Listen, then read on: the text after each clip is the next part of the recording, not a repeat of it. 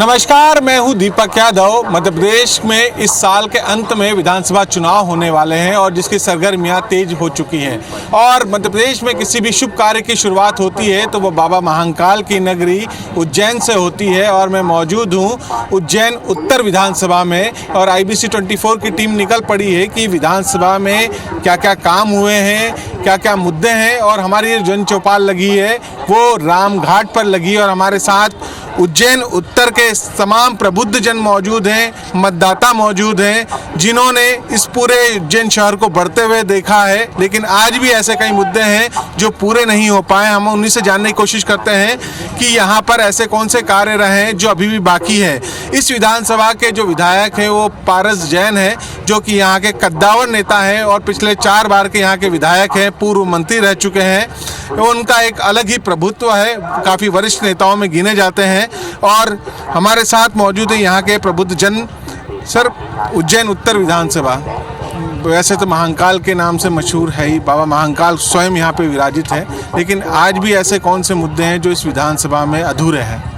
देखिए, क्या है कि उज्जैन का राष्ट्रीय स्वरूप आप देखेंगे तो एकमात्र बाबा महाकाल की वजह से, और तो महाकाल लोक भी बन गया है, तो देश विदेश में जो है विख्यात हो गए हैं। और बाबा महाकाल के दर्शन करने के लिए लाखों और करोड़ों की जनता जो है यहाँ पधार रही है। सिंह जैसा महाकुंभ लगता है यहाँ। और एकमात्र मोक्ष का कारण बताया है वो है शिप्रा।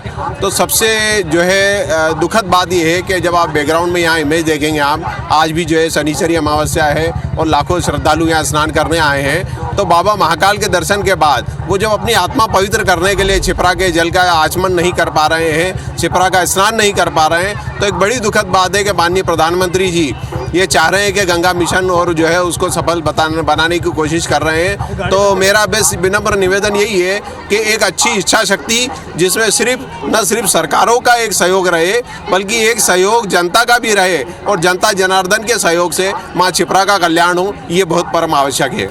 इसके अलावा अगर हम बात करें पूरे विधानसभा क्षेत्र की, महाकाल लोक क्षेत्र है, मंदिर क्षेत्र है, लेकिन इसके अलावा जो अन्य क्षेत्र है वहाँ पर सीवरेज की स्थिति कैसी है, सड़कों की स्थिति कैसी है, सारे मुद्दे लगते हैं आपको अभी भी पूरे हो चुके हैं या नहीं हुए? नहीं, जो हमसे चुनाव के समय जो वादे किए जाते हैं वह अपने चुनाव के वादे पर खरे बिल्कुल भी नहीं उतरे हैं। और हमें जो संतुष्टिपूर्ण उनको हमारे वार्ड का या जो भी है विधानसभा का, मतलब जो उनको अच्छा जीर्णोद्धार का करना था, लेकिन वो कुछ भी नहीं हुआ। 2018 से लेकर 2023 में हम खड़े हैं, कितना बदलाव देखते हैं उज्जैन में आप? देखो, जय श्री महाकाल सभी को। सबसे पहले तो मैं ये बोलूँगी, राजनीतिक बातें तो मुझे आती नहीं है और ना मैं समझ सकती हूँ, ना मैं कभी कोई भी नहीं समझ पाएगा। लेकिन सबसे पहली बात ये है कि अगर ये सब चीज़ें करने से जो अभी बदलाव की बातें आप कर रहे हैं, उससे ज़्यादा अच्छा है कि गरीबी पे ध्यान दिया जाए। क्या क्या आपको लगता है कि कौन से मुद्दे हैं, कौन सी विकास के ऐसे काम थे जो रुके हुए हैं?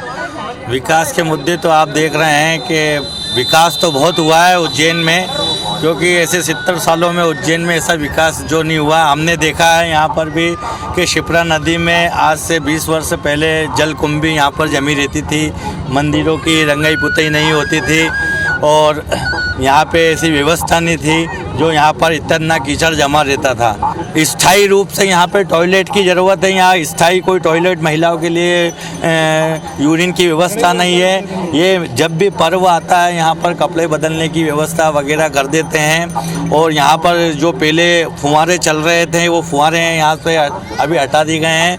यहाँ पर फुहारे की भी व्यवस्था होना चाहिए। सुख सुविधाओं की कमी है, यहाँ पर जो बुनियादी सुविधाएं हैं वो सबसे कम है।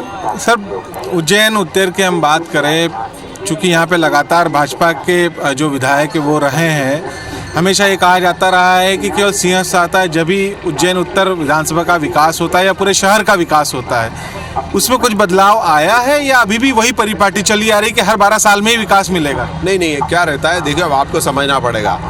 पूना या किसी बड़ी सिटीज़ की बात करेंगे तो वो इंडस्ट्रियल एरिया की वजह से जाना जाता है। उज्जैन एक धार्मिक नगरी है, तो यहाँ पे बड़ी बड़ी इंडस्ट्रीज लाने से कोई फर्क नहीं पड़ेगा, क्योंकि टूरिज्म है। यहाँ महाकाल को आप पूना नहीं ले जा सकते, पूना को उज्जैन नहीं ला सकते। दूसरा सबसे इंपॉर्टेंट जो इशू है वो ट्रैफिक वाला इशू है।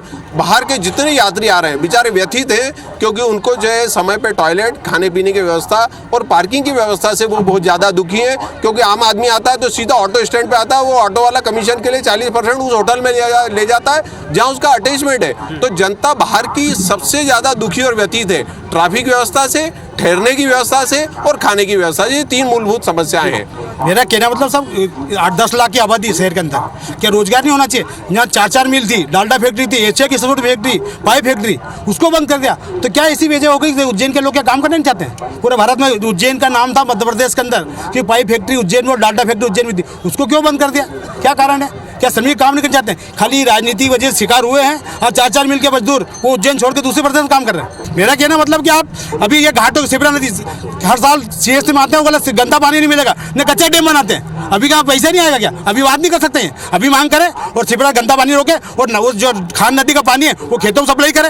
और ये अंडरग्राउंड नाला बनाया था, बताओ कहाँ सक्सेस हुआ? वो शमशान जाके मिल रहा गंदा पानी। शिप्रा का अचून नहीं कर सकते बाबूजी। नर्मदा ला अच्छी बात है, नर्मदा लाना बहुत टेढ़ी खिलती पर लाने से बहुत अच्छी बात है, पर नर्मदा को उसमें मिलाने से ही व्यवस्थित टाइम पे छोड़ने वाला करोड़ों खर्चा कर दिया। जहां पर हम जानने की कोशिश करेंगे कि विधानसभा उत्तर में ऐसे कौन से काम हैं जो अभी भी अधूरे हैं या ऐसी कौन सी सौगातें मिली हैं जो यहाँ के मतदाताओं को रिझाती हैं। सर, उज्जैन उत्तर विधानसभा की हम बात करें तो कैसे देखते हैं विकास के तौर पर इस विधानसभा को? क्या बात है, आपने क्या सवाल करा, मेरे को बड़ा अच्छा लगा सर। पारस जी जो है हमारे, आप जानते हैं बहुत बड़े मंत्री लेवल के आदमी हैं।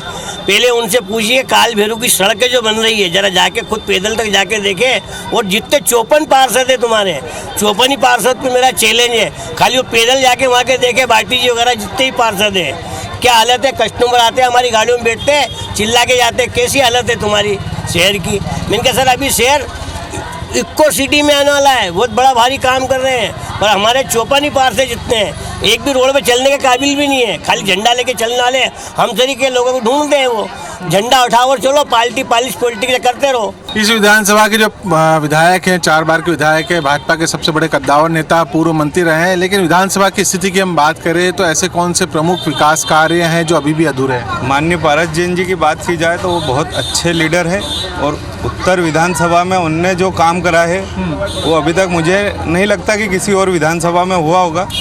उनके कार्यकाल में रहते हुए कृषि उपज मंडी देखी जाए तो बहुत उन्नति कर रही है। उसके बाद देखा जाए तो जितना भी व्यापारी वर्ग है उनसे पूरा जुड़ा हुआ है, हर समस्या को सबकी सुनते हैं, सबके लिए कार्य करते हैं। उनके अंतर्गत उत्तर विधानसभा में जितने भी पार्षद आते हैं भारतीय जनता पार्टी के, सभी अपने वार्डों में प्रॉपर रूप से डेली घूमते हैं और जन जन की समस्याएं सुनते हैं। उज्जैन उत्तर की बात करें, रोजगार के मामले में ऐसे कौन से मुद्दे हैं जो अभी आपको लगता है अधूरे हैं? रोजगार तो बहुत से है भाई साहब यहाँ पे। जैसा भी महाकाल लोक कंप्लीट हुआ है, महाकाल लोक कंप्लीट होने के बाद में यहाँ पे व्यवस्था कुछ भी नहीं है। यात्रियों को भारी परेशानियों का सामना करना पड़ रहा है। जैसे कि एक गाड़ी अगर एक रोड पे आ गई है तो दूसरी गाड़ी वहाँ से नहीं निकल सकती है। प्रॉपर रूप से पूरा शहर ट्रैफिक बड़ी समस्या है इस क्षेत्र हाँ, ट्रैफिक बड़ी समस्या है। रोजगार को लेकर हम बात करें या शिक्षा के क्षेत्र की बात करें, क्या स्थिति लगती है आपको? शिक्षा के क्षेत्र में तो अच्छा है उज्जैन में से, रोजगार भी है, पर ट्रैफिक की बड़ी प्रॉब्लम है। ट्रैफिक एक बड़ी समस्या है। यहाँ पर इंडस्ट्री हुआ करती थी, अब क्या स्थिति, कोई नई चीजें आई? जेठिया जी भी यहाँ पे तो उस टाइम बहुत बड़े मंत्री, उन्होंने कौन सा सारे मिल मवाली बेचारी लेडीज है, बच्चे सब तो मिल खत्म कर दिए। और कौन सा उद्योग करेंगे यहाँ पे बड़ा आप लोग? कोई बीजेपी का नेता ऐसा लाओ जो उद्योग बड़ा यहाँ रखे। अरे रोजगार के सामने, अरे और कैसा रोजगार? ये शिवराज जी चौहान ने जो खाना मिलता था गेहूँ, वो भी बंद कर दिया उन्होंने। सिर्फ प्रधानमंत्री के मिल रहे, वो कुछ नहीं हो, यही बंद कर चुके हैं वो तो।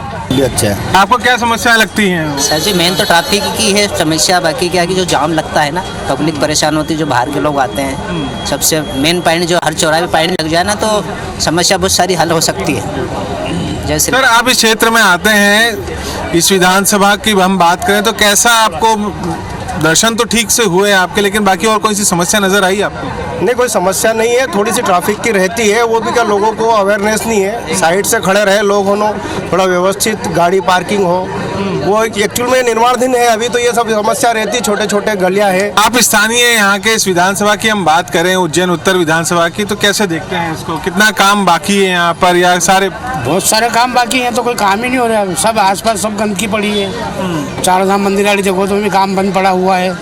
इधर से रोड भी नहीं बना, किधर से जाना है, इधर से रास्ता बंद कर रखा है, इधर घूम घूम के जाना पड़ता है। किस तरफ से जाते हैं?